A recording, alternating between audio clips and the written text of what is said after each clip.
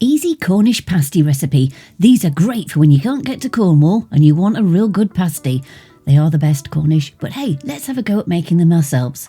You need a baking tray and some baking paper, and you need to preheat your oven to 165 degrees centigrade fan. Then you're going to dice around about 125 grams of carrot, 125 grams of swede, 200 grams of potato, and a large onion that's been diced. And then you want around 200 to 300 grams of steak. Now, usually you would use skirt or chuck, but my butcher was out today, so I'm having to use sirloin. Again, just pop that into the bowl and give it a good mix round. Now, we're not going to season at this stage because I have a trick that I like to use to make sure I've got good seasoning in my pasty.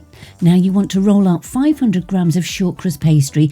In Cornwall, they use lard, but I use the one with butter. I tend to have a lot of these batched up already in my fridge, but don't worry, you can use ready-made too. And you'll see here I've just used a side plate as a guide for size. I then put one layer of all the meat and vegetables, and then I add the salt and a really good grinding of pepper. And then I will do a second layer, pop some more on, again followed by salt and a good grinding of pepper. This helps with the seasoning and getting that taste right, no end. Then what you're going to do is you're going to get like a pastry brush and just brush all the way around the outside with a little water. This helps to make it stick.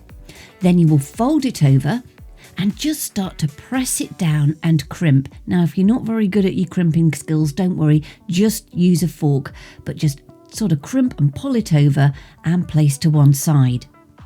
Then you want to take one beaten egg and just brush that over too. It gives it a gorgeous golden colour.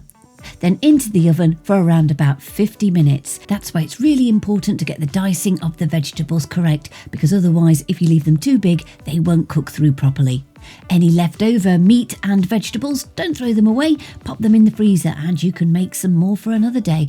Anyway, enjoy these. They are great with salad, chutney and chips and really good for picnics. And if you want to know where the full written recipe is, just go to my website. You know it by now, cookingwithemily.co.uk.